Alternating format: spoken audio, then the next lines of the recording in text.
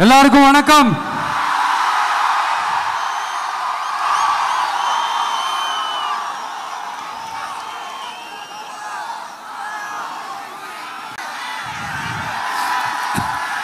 கிட்டத்தட்ட ஒரு 910 நாட்களுக்கு மேல உங்க மண்ணுக்காக போராடிட்டு இருக்கீங்க.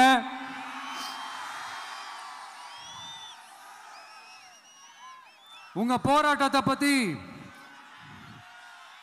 ராகுல்னு ஒரு பையன், சின்ன பையன் பேசினது நான் கேட்டேன். அந்த குழந்தையோட பேச்சு மனசு ஏதோ செஞ்சிருச்சு. உடனே உங்க எல்லாரையும் பார்க்கணும்னு தோணுச்சு, உங்க எல்லாரையும் கூட பேசி ஆகணும்னு தோணுச்சு. உங்க எல்லாரு கூட நான் நிப்பேன், நீ தொடர்ந்து நிப்பேன் சொல்லணும்னு தோணுச்சு.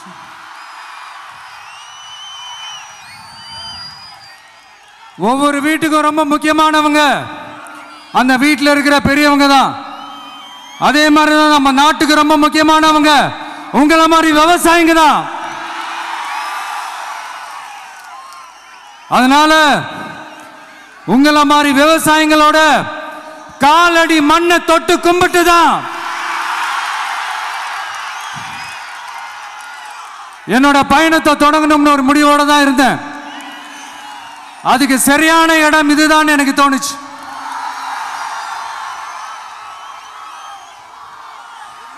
என்ன உங்க வீட்டில் இருக்கிற ஒரு மகனா என்னோட கள அரசியல் பயணம் உங்களோட ஆசீர்வாதத்தோட இங்கிருந்து தான் தொடங்குது.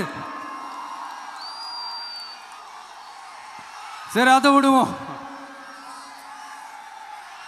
நம்மளுடைய முதல் மாநில மாநாட்டில் நம்ம கட்சியினுடைய கொள்கையை பற்றிலாம் தான் எடுத்து சொன்னேன்.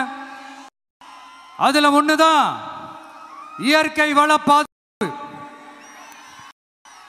சூழலியல் மற்றும் காலநிலை நெருக்கடியை எதிர்கொள்ளக்கூடிய இயற்கைக்கு ஊறு விளைவிக்காத பகுதிசார் மாநில வளர்ச்சி பரவலாக்கம். இதான் நாம் அறிவிச்ச அந்த கொள்கை.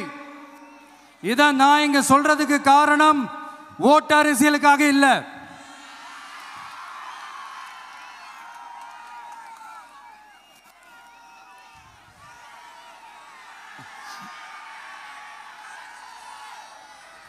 இன்னொரு தீர்மானம் அதே மாநில மாநாட்டில் நான் சொன்னேன். அது விவசாய நிலங்கள் பாதுகாப்பு கொள்கை தீர்மானம். அதுல காஞ்சிபுரம் மாவட்டம் பரந்தூரில் 1000க்கும் மேற்பட்ட ஏக்கர் பரப்பளவில் 13 நீர்நிலைகளை அழிச்சு சென்னை நிரந்தரமாக வெள்ளக்காடாக்கும் திட்டத்தை ஒன்றிய மாநில அரசுகள் கைவிட வேண்டும் வலியுறுத்தின. அது மட்டும் இல்லாம இந்த மண்ணுக்காகவும் மக்களுக்காகவும் நம்ம விவசாயிகள் பாதிக்கிற இந்த திட்டத்துக்கு எதிராக சட்ட போராட்டம் நடத்தவும் தயங்க மாட்டோம்னு சொல்லியிருந்தோம். அதை இங்க உங்க முன்னாடி ரொம்ப ஸ்ட்ராங்கா வலியுறுத்துறேன். இந்த பிரச்சனையில நான் உங்களோட உறுதியா நிற்பேன். இன்னொரு முக்கியமான விஷயம், நம்மளை ஆண்டுகிட்டு இருக்கிற ஒன்றிய அரசுக்கும் மாநில அரசுக்கும் இங்க நான் சொல்லணும்னு நினைக்கிறேன். நான் இங்க வளர்ச்சிக்கு எதிரானவெல்லாம் கிடையாது. ஏர்போர்ட்டே வரக்கூடாதுன்னு நான் சொல்லல, இந்த இடத்துல வரக்கூடாதுன்னு தான் சொல்றேன். இதை நான் சொல்லலன்னு வைங்களேன், இவன் வளர்ச்சிக்கு எதிரானவன் அப்படி இப்படின்னு சொல்லி ஒரு கதையை கட்டி ஆரம்பிச்சிருவாங்க. சரி, நமக்கு அதை பத்திலாம் கவலை இல்லைன்னு வைங்க. எல்லாத்துக்கும் மேல இன்னைக்கு இந்த பூமியில வாழ்ற எல்லா உயிரினங்களோட இருப்பையும் புவி வெப்பமயமாதல் பயமுறுத்திட்டு இருக்கு. அதனுடைய ரிசல்ட் தான் ஒவ்வொரு வருஷமும் இந்த மழை காலத்தில் வெள்ளத்தில் சென்னை சிட்டி எப்படி தத்தளிச்சுக்கிட்டு இருக்கிறது நம்ம பார்க்குறோம். இப்போ ரீசன்ட் டைமில் எடுத்த ஒரு அறிவியல் ஆய்வில் இப்படி ஒவ்வொரு வருஷம் சென்னையில் வர ஃப்ளட்டுக்கு காரணமே இங்கே இந்த சுற்றுவட்டார பகுதியில் இருக்கிற சதுப்பு நிலங்களை நீர்நிலைகளை அழிச்சது தான் சொல்லுது. இப்படி ஒரு சூழல் இருக்கும் போது 90% ஆஃப் விவசாய நிலங்கள் 90% ஆஃப் நீர்நிலைகளை அழிச்சு இங்க அந்த பரந்தூர் விமான நிலையத்தை கொண்டு வரணும்னு எடுக்கிற அந்த முடிவை எந்த அரசா இருந்தாலும் அது மக்கள் விரோத அரசா தான் இருக்க முடியும்.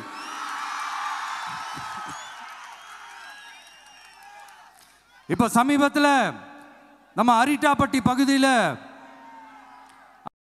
சுரங்கம் அமைக்கிறதை எதிர்த்து தமிழ்நாடு அரசு ஒரு தீர்மானம் ஒன்று கொண்டு வந்தாங்க.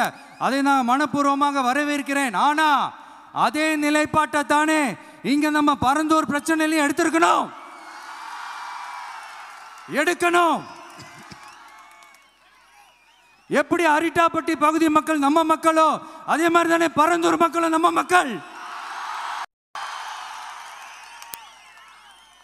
அப்படித்தானே ஒரு அரசாங்கம் யோசிக்கணும். ஆனா அப்படி செய்யலையே. ஏன் செய்யல? ஏன்னா இந்த விமான நிலையத்தையும் தாண்டி இந்த திட்டத்தில் அவங்களுக்கு ஏதோ ஒரு லாபம் இருக்குது.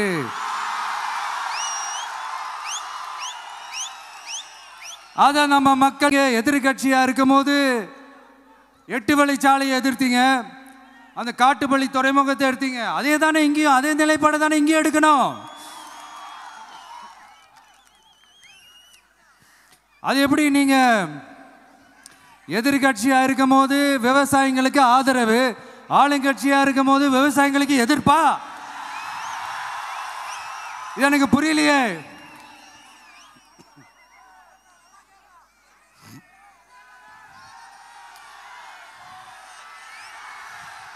அதனால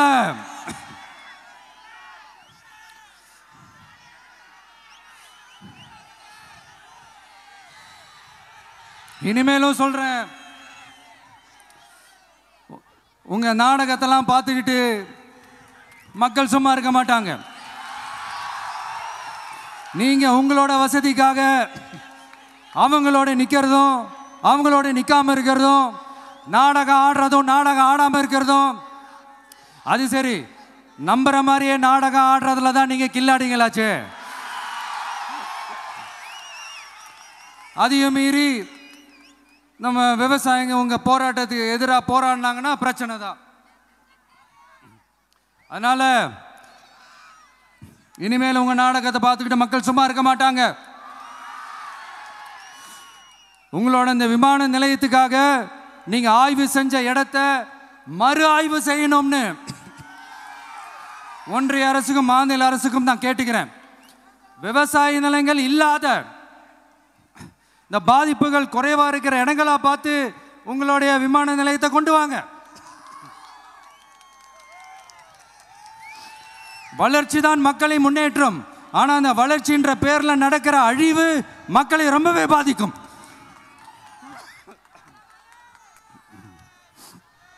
நீங்க எல்லாரும் உங்களுடைய ஊர் கிராம தேவதைகளான கொல்லமெட்டால் அம்மன் மேலையும் எல்லை அம்மன் மேலையும் ரொம்பவே நம்பிக்கை வச்சிருக்கீங்கன்றது எனக்கு தெரிஞ்சது. அந்த நம்பிக்கையை இழந்துடாதீங்க. உங்களுக்காகவும் உங்க ஊருக்காகவும் இனி உங்க வீட்டு பிள்ளையான நானும்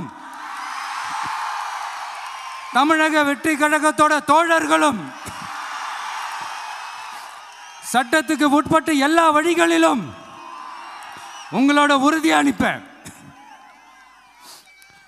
உங்களோட ஊருக்குள்ள ஏகனாபுரம் ஊருக்குள்ள வந்து அந்த திடல்ல தான் உங்க எல்லாரையும் மீட் பண்ணணும்னு நினைச்சேன். ஆனா எனக்கு பர்மிஷன் கிடைக்கல. இங்க தான் பர்மிஷன் கொடுத்தாங்க. நான் ஏன் ஊருக்குள்ள வரணும்னு தடையின்னு எனக்கு தெரியல. இப்படிதான் கொஞ்ச நாளைக்கு முன்னாடி நம்ம புள்ளிங்க ஒரு நோட்டீஸ் கொடுத்ததுக்கு தடை விதிச்சாங்க. ஒரு துண்டு சீட்டு நம்ம புள்ளிங்க கொடுத்ததுக்கு. அது ஏன்னு எனக்கு புரியல. அதனால கான்ஃபிடென்ட்டா இருங்க, நல்லதே நடக்கும், வெற்றி நிச்சயம். மீண்டும் சந்திக்கும் வரை நன்றி, வணக்கம்.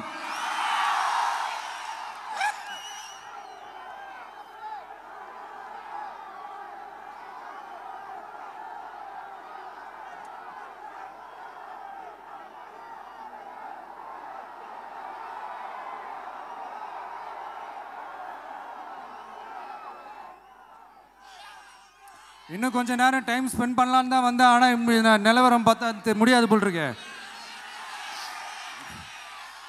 சரி, ஓகே. உங்க எல்லாரையும் பார்த்ததுல ரொம்ப ரொம்ப சந்தோஷம். மீண்டும் இதே ஊருக்கு, உங்க ஏகனாபுரம் ஊருக்குள்ள நான் வரேன். Thank you so much.